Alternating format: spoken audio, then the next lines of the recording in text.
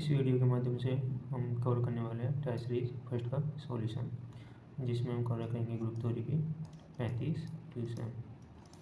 यदि आपने अभी तक टेस्ट नहीं लगाया है तो आप टेलीग्राम चैनल पर जाकर पहले टेस्ट लगाइए, उसके बाद में आप सॉल्यूशन देखिए।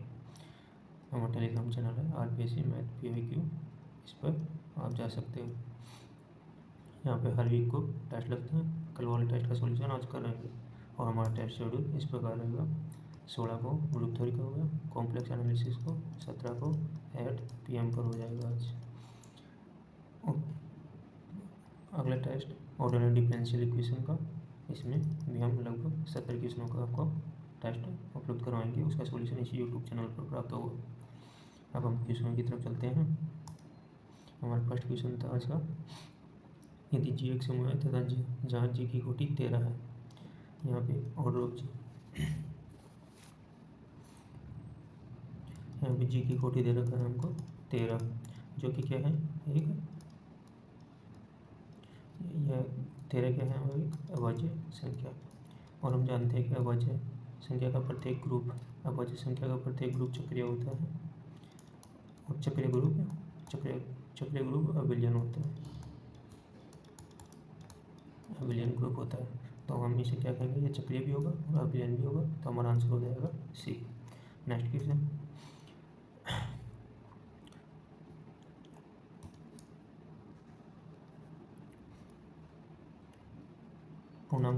पूर्णांकों से मुझे जेड में द्वितीय संख्या स्टार के लिए आपको दशमलव का अवयव बताना है। तो जब भी दशमलव का अवयव एलिमेंट की याद करते हैं तो उसके लिए हम जानते हैं कि ए स्टार इक्वल टू ए। किसी भी एलिमेंट को या किसी भी अवयव को एलिमेंट को दशमलव के से संक्रिया कराने पर वही अवयव प्राप्त होता है। तो यहाँ पे हम क्या ले लेंगे, बी की जगह ई। तो यहाँ से हो जाएगा हमारा A star equal to A, B की जगह क्या रख देंगे ई 1, और ये किसके बराबर है,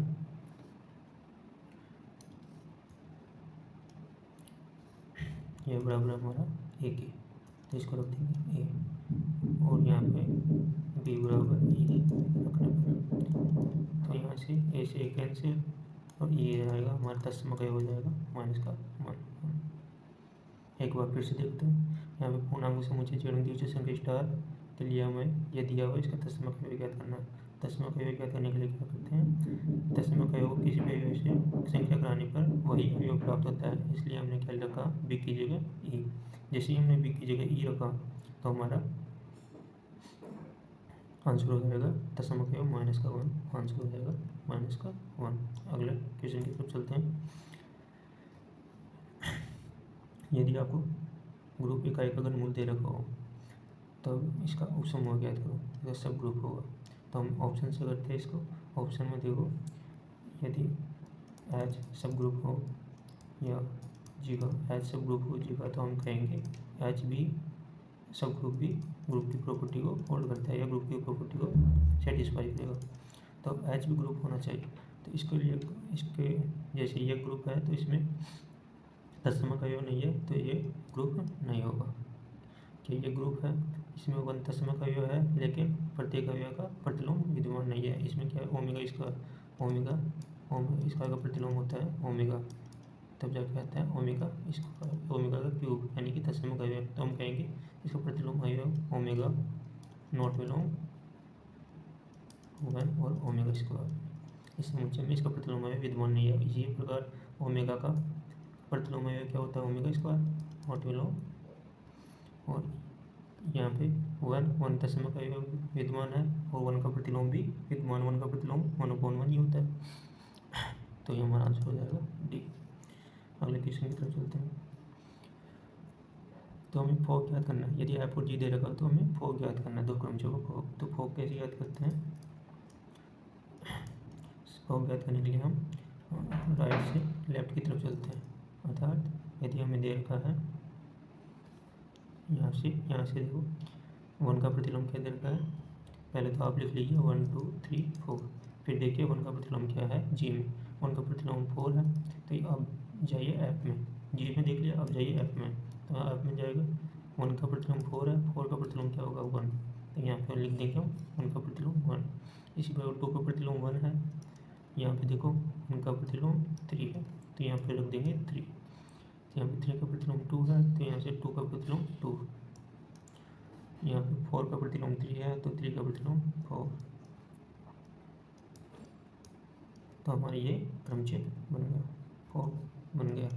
तो यहाँ पे ये आइडेंटिटी है, या आइडेंटिटी मतलब तत्समक है, तत्समक है तो यहाँ पे एक ही क्रमचय बनेगा तो 3, 2 का प्रतिलोम 3। तो इसको हम इस प्रकार लिख सकते हैं। तो हमारा आंसर हो जाएगा ए। अगले क्वेश्चन की तरफ चलते हैं।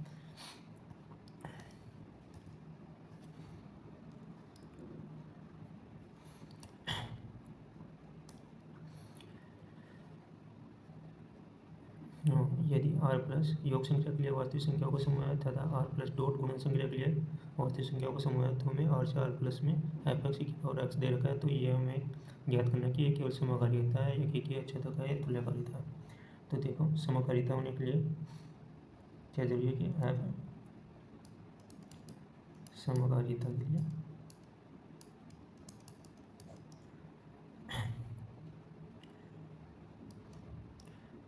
यदि हम लेते हैं x1 और x2 प्लस x2 तो हम लेंगे x1 प्लस x2 समकालिता के लिए क्या होगा, f(x1) इंटू f(x2) विद्यमान होना चाहिए। तो यहाँ पे देखिए हमने f(x) की पावर x तो x लगा x1 प्लस x2 तो ये क्या हो जाएगा e की पावर x1 डॉट e की पावर x2। तो मतलब प्लस से डॉट संख्या के लिए f(x) का मान f(x1) f(x2) में कन्वर्ट हो रहा है तो ये हम कह देंगे यह समकालिता है, समकालिता होगी। अब हम एक एक की ज्ञात करेंगे। एक एक की ज्ञात होने के लिए क्या होना चाहिए, यदि f(x1) बराबर f(x2) हो, यदि f(x1) बराबर f(x2) हो तो x1 बराबर x2 होगा तो हम कहेंगे यह एक ही है। तो यहाँ पे f(x1) क्या है, e की पावर x1 और यह क्या है, e की पावर x2 तो हम कह देंगे x1 बराबर x2। अब आगे तो हम कहेंगे यह एक ही होगा। और अच्छेदक के लिए अब कहेंगे अच्छेदक।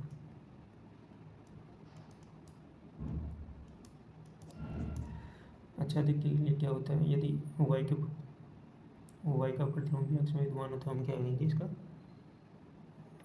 इसे अच्छेदक कहेंगे। तो यहाँ पे देखो हमें फंक्शन दे रखा है f(x) को जी हम y लिख लेते हैं, y = e की पावर x। तो यहाँ से x का मान क्या हो जाएगा, log y log y हो जाएगा। तो हम कह देंगे यह अच्छेदक भी है। यदि फलन समकालिता एक ही और अच्छेदक हो तो उसे क्या कहेंगे हम, तुल्यकारी। तो हमारा आंसर हो जाएगा डी। अगले क्वेश्चन की तरफ चलते हैं। यदि H सबसेट हो जी का, यानी कि H सब ग्रुप है जी का, है ना, तो जी अपॉन H की कोटि याद करनी है और ड्रॉप H की कोटि क्या होगी ये हमें पूछा है। तो यहाँ पे यदि एक रिजल्ट याद रखना है आपको, और ये H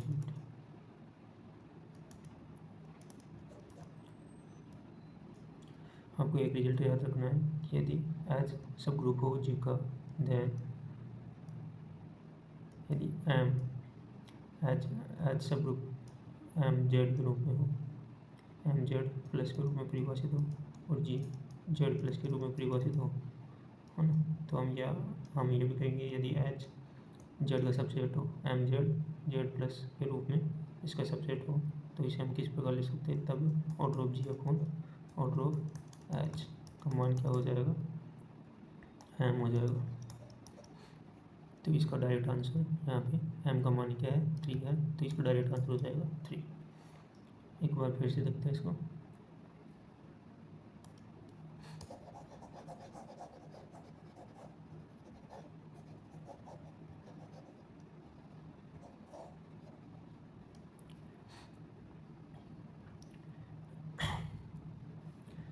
यहाँ पे आपको यहाँ पे मैं रिजल्ट लिख देता हूँ।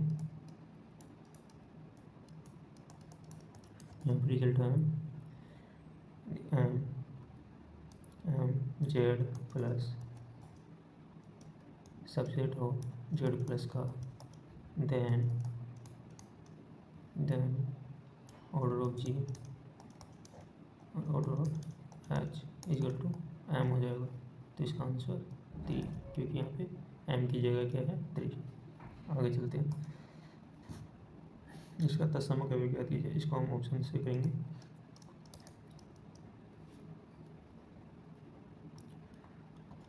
ऑप्शन से देखते हैं तत्सम कव क्या होता है। किसी भी एलिमेंट को तत्सम कव से संक्रिया कराने पर तत्सम का एलिमेंट ही प्राप्त होगा। तो यहाँ पे यदि हम 2 लेते हैं, 2 को तत्सम कव से कराने पर 2 ही प्राप्त हो जाए तो हम कह देंगे कि वह तत्सम कव है। तो यहाँ पे 1 की जगह 2 लेने पर यहाँ पे डॉट 10 है, तो हम लिख देंगे 10। 2 लेने पर 2 दूनी 4, 4 में 10 का भाग देंगे तो 4 ही शेष होगा। तो हमारा तत्सम कव नहीं आ रहा। तो अगले ऑप्शन की तरफ चलते हैं 4 पर।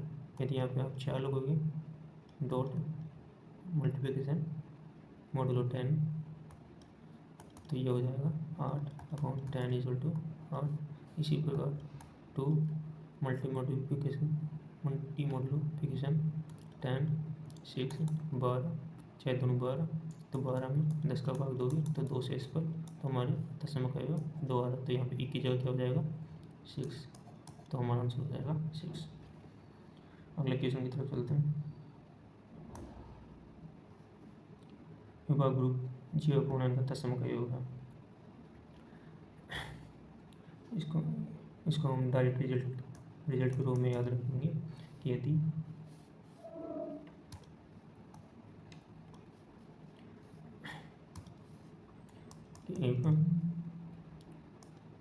एच सबसेट हो जाएगा, देन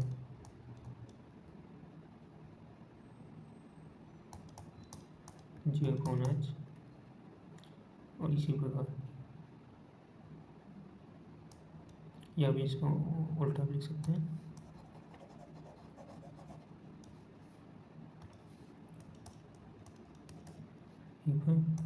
G/H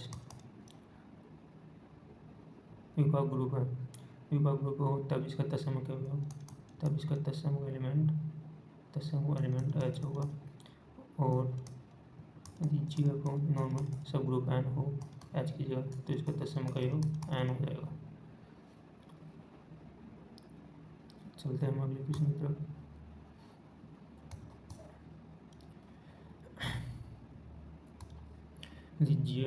यदि H G का सब ग्रुप है तो N G का नॉर्मल सब ग्रुप है, तो H इंटरसेक्शन N नॉर्मल सब ग्रुप है।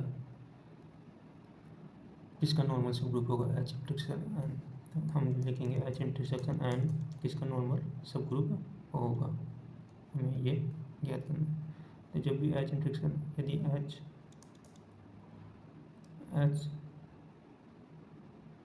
सब ग्रुप हो G का and N normal subgroup हो G का, then H intersection N normal subgroup होगा H का, जिसका सबसेट होगा, यानी कि जिसका उस समुच्चय होगा। उस समुच्चय यहाँ पे क्या है H, तो यहाँ पे आ जाएगा नॉर्मल सब ग्रुप होगा H इंटरसेक्शन होगा H, तो हमारा आंसर हो जाएगा H। यदि प्रतिचित्रण चित्र इस प्रकार है कि x प्लस आटा y equal to X Y समूह संख्याओं के योजित समूह की अंतर्कारिता था FKST। जब भी हम FKST क्या करते हैं, FKST क्या होता है, FKST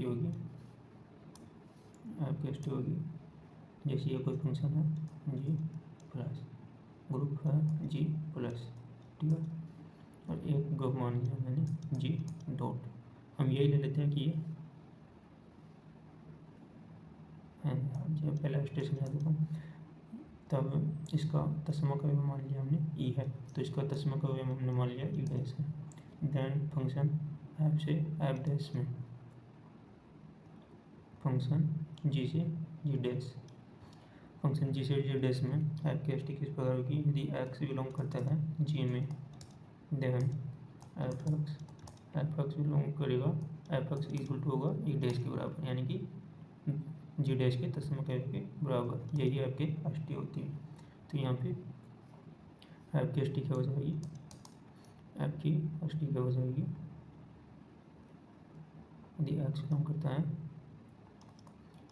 x plus iota Y यानी कि कॉम्प्लेक्स नंबर में, देन एफ एक्स क्या हो जाएगा, देन एफ एक्स हो जाएगा कॉम्प्लेक्स नंबर की दशमलव के बराबर। सी से सी में है ना, तो कॉम्प्लेक्स नंबर की, और सी प्लस यहाँ पे सी प्लस से सी प्लस में है, तो यहाँ पे दशमलव का योग 0, सी प्लस का दशमलव का योग क्या हो जाएगा 0 के बराबर होगा।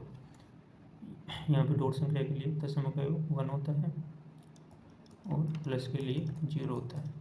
तो यहाँ पे एफ एक्स बराबर 0, तो यहाँ पे एफ एक्स क्या है आइटा वाई इक्वल टू 0, तो यहाँ पे काल्पनिक भाग 0, तो वास्तविक संख्या होगा समुच्चय। किस समूह में अनुचित उपसमूह की संख्या, किस समूह में अनुचित उपसमूह की संख्या ओनली फॉर 2 होती है, 2 होगी जो होगी, एक होगी ई दशमलव का योग, एक स्वयं ग्रुप जी, और इनके अलावा जो भी होते हैं वो सरल ग्रुप होते हैं। तो हमारा आंसर हो जाएगा बी।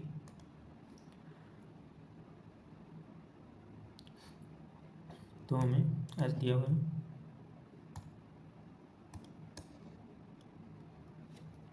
इसको मैं बड़ा कर देता हूँ थोड़ा।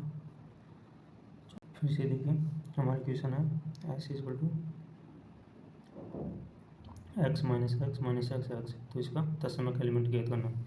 जब भी किसी अवयव का तत्समक एलिमेंट ज्ञात करते हैं तो हम जानते हैं कि किसी अवयव को तत्समक एलिमेंट से संक्रिया कराने पर वही अवयव प्राप्त होता है। तो यहाँ पे हमारे पास एक ही जगह क्या है x minus X minus x और एक्स, यहाँ पे हमने ई ले लिया, ई माइनस का ई माइनस का ई और ए, इक्वल टू हमें प्राप्त होगा वही अवयव यानी कि ए ही प्राप्त होगा एक्स माइनस का एक्स और एक्स। तो यहाँ से हम यहाँ पे डॉट संख्या के लिए हमको तत्समक एलिमेंट ज्ञात करना, तो यहाँ पे एक्स ई माइनस का एक्स माइनस ई, तो यहाँ पे हो जाएगा 2x E multiply 2x equal to X के बराबर। तो यहाँ से ई आ जाएगा हमारा 1/2, तो यहाँ से हमारा तत्समक अवयव हो जाएगा 1/2 माइनस का 1/2 माइनस का 1/2 और 1/2 आंसर डी। यदि किसी समुच्चय का प्रत्येक अवयव स्वयं का प्रतिलोम है तो जी होगा, यदि जी का प्रत्येक अवयव स्वयं का प्रतिलोम हो, मान जी का प्रत्येक अवयव यदि स्वयं का प्रतिलोम हो तो दोनों तरफ ए से मल्टीप्लाई करने पर संक्रिया कराने पर क्या हो जाएगी ए स्क्वायर बराबर ई, और 2 कोटि का प्रत्येक अवयव क्या होता है आबेली ग्रुप होता है, तो ये हमारा आंसर हो जाएगा आबेली। यदि जी की कोटि यहाँ पे दे रखी है 30, यहाँ पे ऑर्डर ऑफ जी दे रखा है हमको 30, तो हमको order of H and order of H कितना दे रखा है, ऑर्डर ऑफ एच हमको दे रखा है 3 और ऑर्डर ऑफ के दे रखा है हमको 6। तो हम जानते हैं कि चूँकि order of H K equal to होता है order of H into order of K upon order of H intersection K, तो यहाँ से क्या हो जाएगा 3 इंटू 6 अपॉन यहाँ पे इंटरसेक्शन 3 और 6 का इंटरसेक्शन कितना आएगा 3, यहाँ पे हो जाएगा 6, और हम जानते हैं कि जी अपॉन जी के order of G upon order of H के कोटि हो जाएगी, ऑर्डर ऑफ जी की कोटि कितनी दे रखी है हमको 30, ऑर्डर ऑफ एच की हमने निकाला 6, तो हमारा आंसर हो जाएगा 5। अगला क्वेश्चन देखते हैं।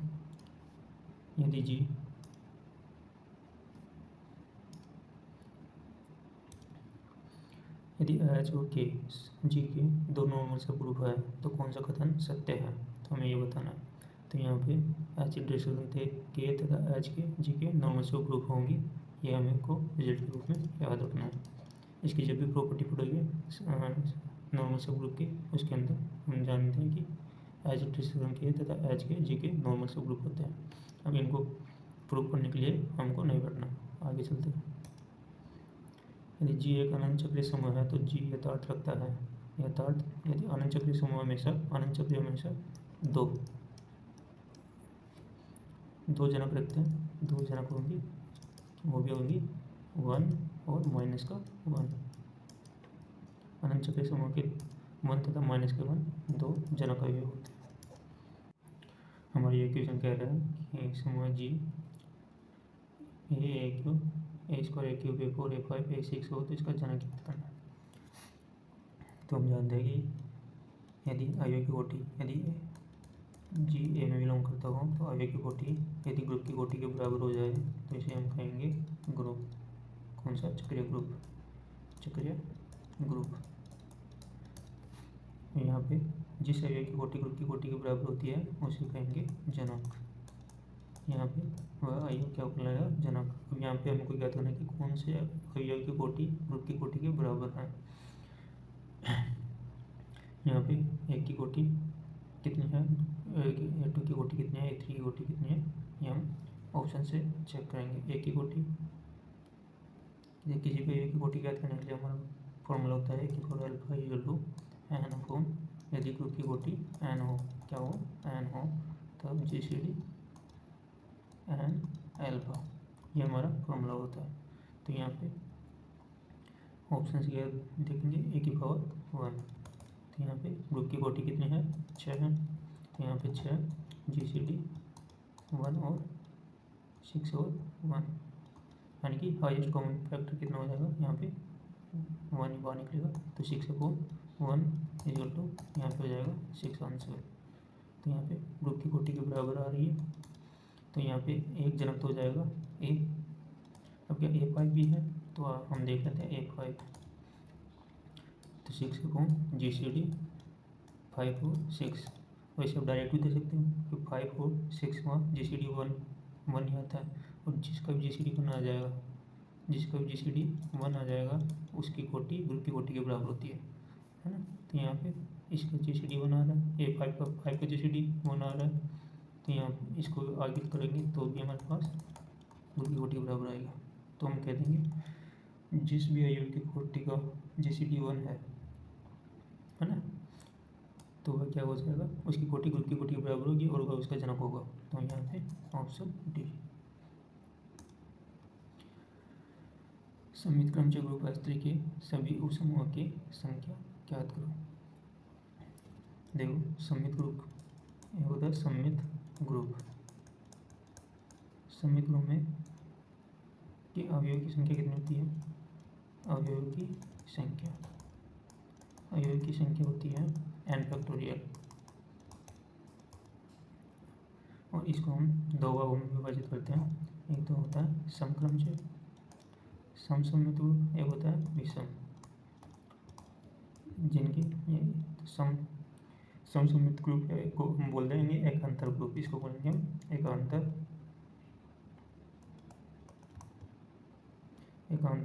ग्रुप। एकांतर ग्रुप को अवयव की संख्या है, अवयव की कोटि क्या हो जाएगी? n factorial upon 2। इसकी कितनी हो जाएगी? n factorial upon 2। तो यहाँ पे S3 के सभी उपसमूहों की संख्या कितनी हो जाएगी?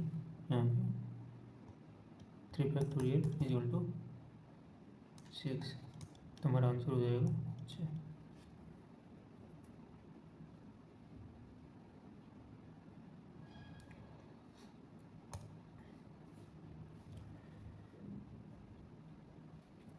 हमारे अगला क्वेश्चन है G इक्वल टू, हमें ये दे रखा है तो हमको A4 की कोटि ज्ञात करनी है। तो अभी हमने बताया था यदि ग्रुप की कोटि यहाँ पे कितनी है? ग्रुप की कोटि यहाँ पे है 6, तो ये की कोटि 4, A4 की कोटि क्या हो जाएगी? 6 अपॉन GCD 4 और 6। 4 और 6 का GCD कितना आता है? इनका हाईएस्ट कॉमन फैक्टर 2, तो यहाँ पे यानी कि HCF 2, तो यहाँ पे आ जाएगा 3, तो हमारा आंसर हो जाएगा बी। यहाँ पे अल्फा की कोटि क्या है? यहाँ पे इसको चक्रीय समूह में तोड़ लेंगे, तो यहाँ पे 1 का प्रतिलोम में 7, 7 का प्रतिलोम देखो 1 का प्रतिलोम है 7, 7 का प्रतिलोम है 2, तो यहाँ पर 2 लिखेंगे। अब 2 का प्रतिलोम क्या है, 2 का प्रतिलोम है 8, फिर 8 का प्रतिलोम है 8 का प्रतिलोम है 3, 3 का प्रतिलोम है 9 और 9 का प्रतिलोम है 1। तो एक तो चक्रीय समूह ये बना और दूसरा है अगले 1 2 3 5 तो है, 5 का प्रतिलोम योग हो जाएगा 4, 4 का प्रतिलोम योग हो जाएगा 6, 6 का प्रतिलोम योग हो जाएगा 5। तो यहाँ पे 3 3 6 3 4 9, तो 9 एलिमेंट आ गए। तो अब ये देखें यहाँ पे इनका एलसीएम ज्ञात कर लेंगे, है ना, एल बाई कोटि। जब भी कोटि ज्ञात करते हैं तो एलसीएम इन दोनों चक्रीय समूह का एलसीएम ले लेंगे।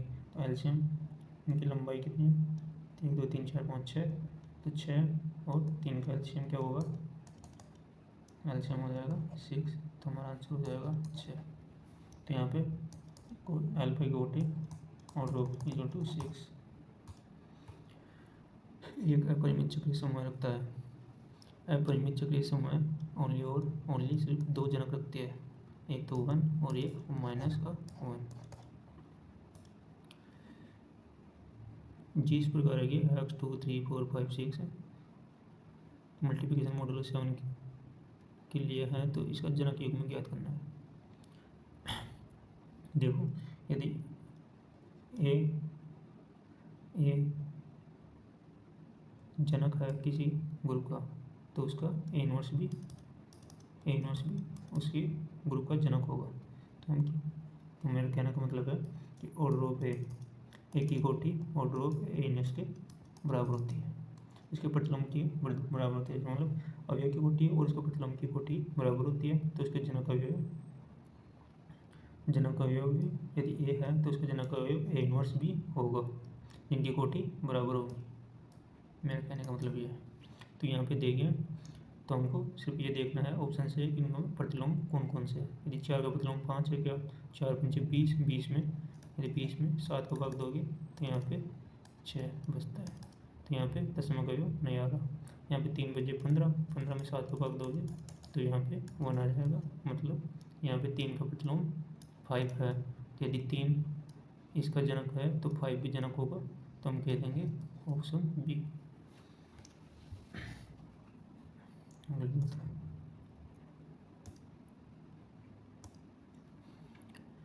सममित ग्रुप S3 में संयुग्मी वर्गों की संख्या होगी।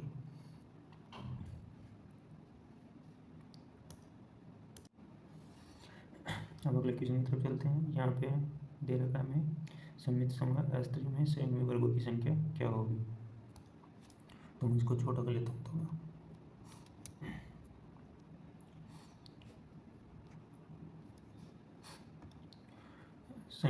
समित समूह S3, देखो समित समूह S3 होते क्या है, ये 3 एलिमेंट का ऐसे संभावित क्रमचयों की संख्या होती है। 3 एलिमेंट का ऐसे संभावित क्रमचयों की संख्या होती है, 3 एलिमेंट के सभी संभावित क्रमचयों की संख्या होती है S3। जिसे समित समूह के नाम से जानते हैं। इसकी तत्वों की संख्या 3 फैक्टोरियल बराबर 6, मतलब इसमें 6 तत्व होते हैं। और कौन कौन से होंगे वो भी इसके संयुग्मी के रूप में। तो इसके संयुग्मी किस प्रकार किया जाएगा, इसके संयुग्मी यदि इसके 2 तत्व H और F को संयुग्मी होंगे, यदि इसको किसी एलिमेंट के साथ इस प्रकार लिखा जाए तो इसका ये आपस में संयुग्मी होंगे। तो यहाँ पे संयुग्मी तत्व हो जाएंगे, तो यहाँ पे संयुग्मी वर्ग हो जाएंगे। फर्स्ट पहले एक तत्व को लेकर, जैसे S3 यदि 1 2 3 है तो पहले 1 को लेकर, तो 1 यहाँ पे क्या है दशमलव का हो जाएगा। और फिर यहाँ पे दो तत्व लेकर, 2 एलिमेंट लेकर संयुग्मी बनाएंगे, तो हमारे हो जाएगा 1 3 1 2 और 2 3। और फिर 3 तत्वों के साथ चक्रीय संयुग्मी बनाएंगे, तो ये हो जाएगा हमारा 1 2 3 है ना। तो यहाँ पे 1 3 2 और 1 2 3 और 1 2 3 तो आएगा ना, और 1 2 3 होगा। ये हमारे 6 तत्व हो जाएंगे, 6 तत्व और 3 संयुग्म हो जाएंगे एक तत्व को मिलाकर। अच्छा, एक एलिमेंट को यानी कि आइडेंटिटी, ये ट्रांसपोजिशन और ये चक्रीय ट्रांसपोजिशन, तो हमारा आंसर हो जाएगा 3। संयुग्म वर्गों की संख्या 3, पहला वर्ग, दूसरा वर्ग, तीसरा वर्ग। 3 प्रतीकों 1 2 3 के क्रमचय स्त्री के अवयव 1 2 का संयुग्मी अवयव होगा। तो अभी हमने बोला कि इसका संयुग्मी अवयव दो तत्वों का,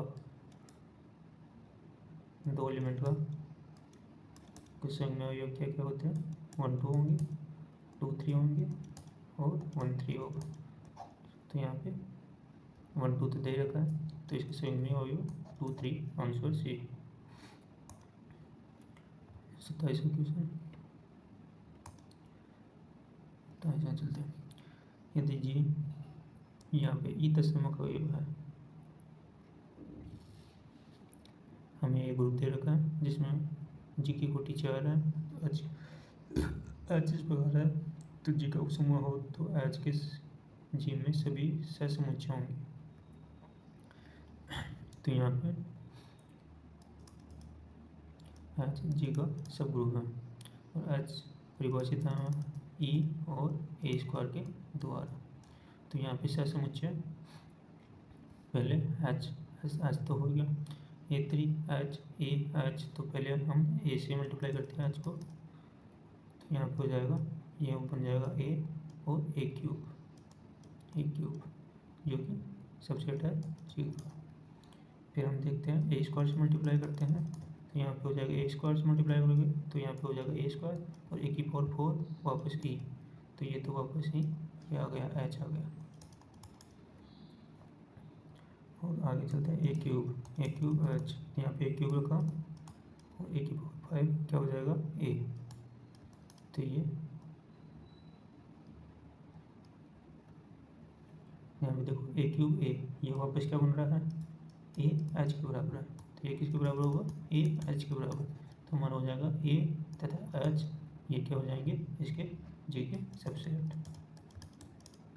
तो ये हमारा आंसर हो जाएगा बी।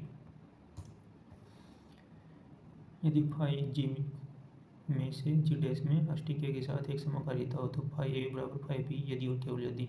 ये हमें रिजल्ट के रूप में याद रखना है, डी आंसर। वैसे कैसे आता है ये मैं बता देता हूँ। फाई ए बराबर फाई बी हो तो यहाँ से phi A minus B equal to 0, यहाँ पे A minus B equal to 0, यहाँ पे बी क्या है, ए का प्रतिलोम है, तो हम कह देंगे यहाँ पे A B inverse equal to 0 belong के, तो आंसर डी।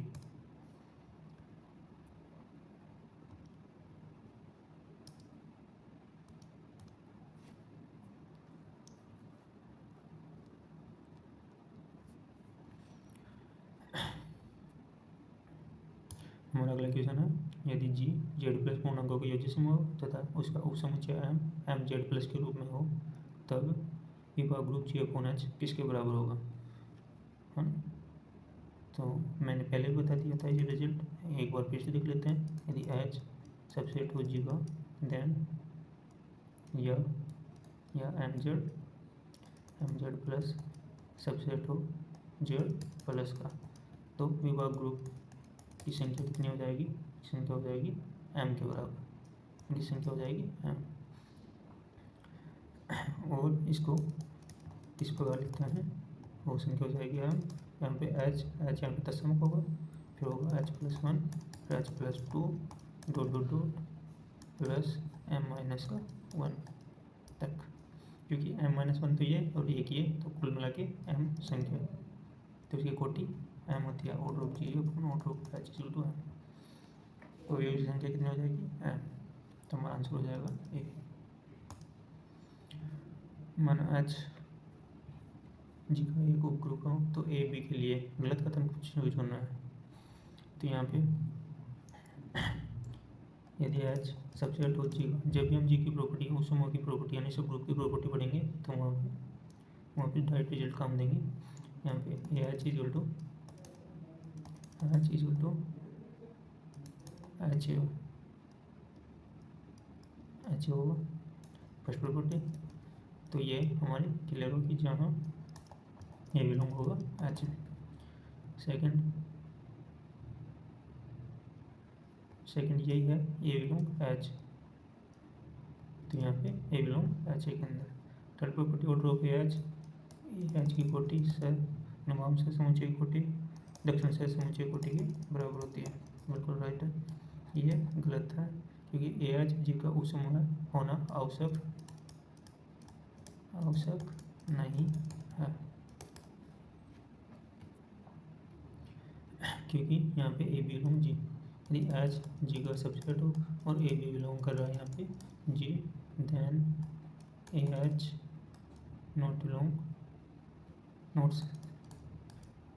सबसेट जी।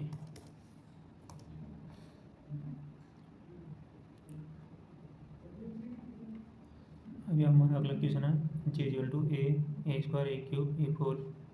यहाँ ई तत्समक अवयव है, तो इसे जनित एक चक्रीय समूह है। यहाँ पे एच दे रखा है उस समूह को, और तो ए स्क्वायर ए की कोटि ज्ञात करनी है। एच जी के हो ए स्क्वायर ए की कोटि ज्ञात करनी है, तो हमें ज्ञात करना है ऑर्डर ऑफ ए स्क्वायर और ए की कोटि ज्ञात करनी है। तो जब भी ऑर्डर ऑफ ए बी, देखो फॉर्मूला क्या होता है ऑर्डर ऑफ ए बी, इस प्रकार ज्ञात करें। मैंने ऊपर ज़्यादा लिख दिया, देखो फॉर्मूला क्या होता है यदि ऑर्डर ऑफ ए बी के रूप में हो तो इसे हम लिख पाएंगे LCM order of A order of B.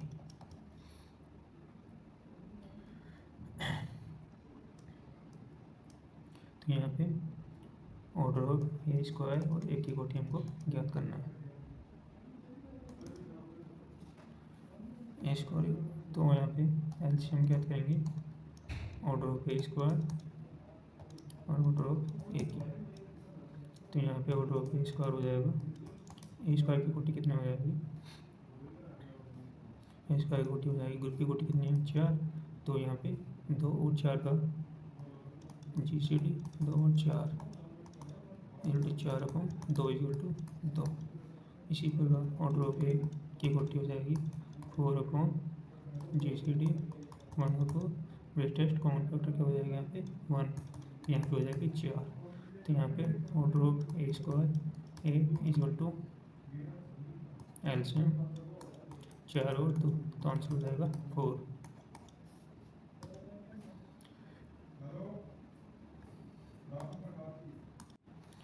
इस क्वेश्चन में हमको इनवर्स ज्ञात करना है, तो हम लिखेंगे पहले लिखेंगे 1 2 3।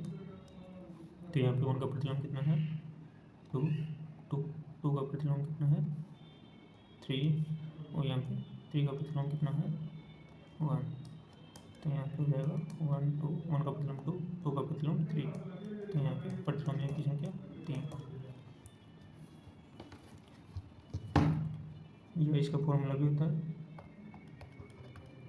n माइनस का 1 बटे 2, तो यहाँ पे 3 × 2 बटे 2, तो यहाँ पे हो जाएगी 3, आंसर 3।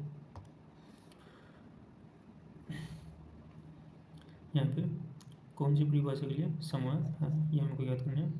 यहाँ पे देखो यदि ए स्टार ई इक्वल टू ए है और ये है, हम करें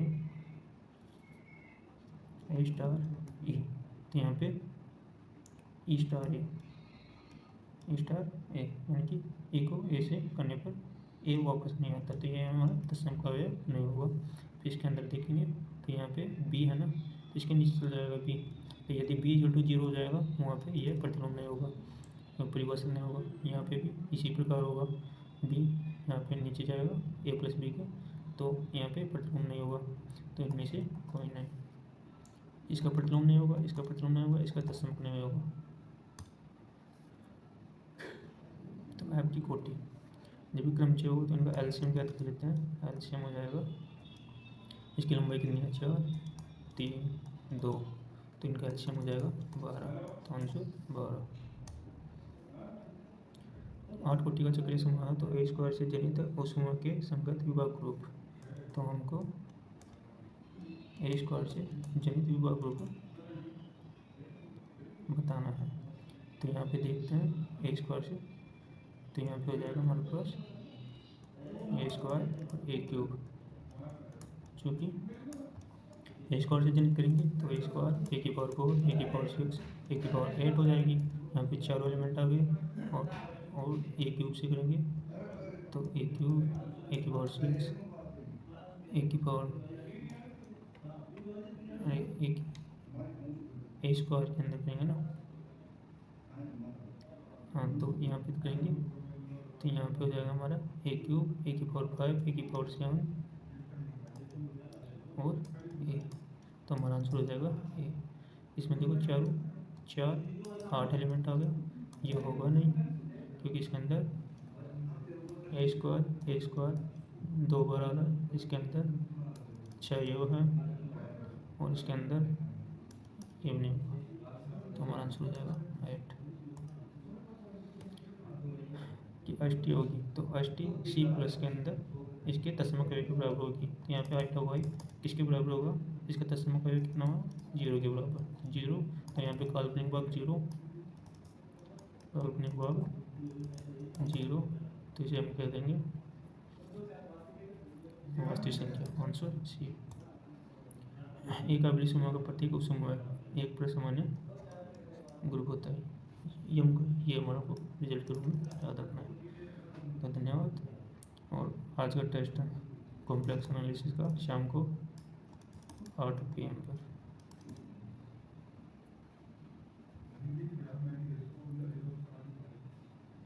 और टेस्ट से जुड़ने के लिए आप टेलीग्राम पर जरूर जुड़ें।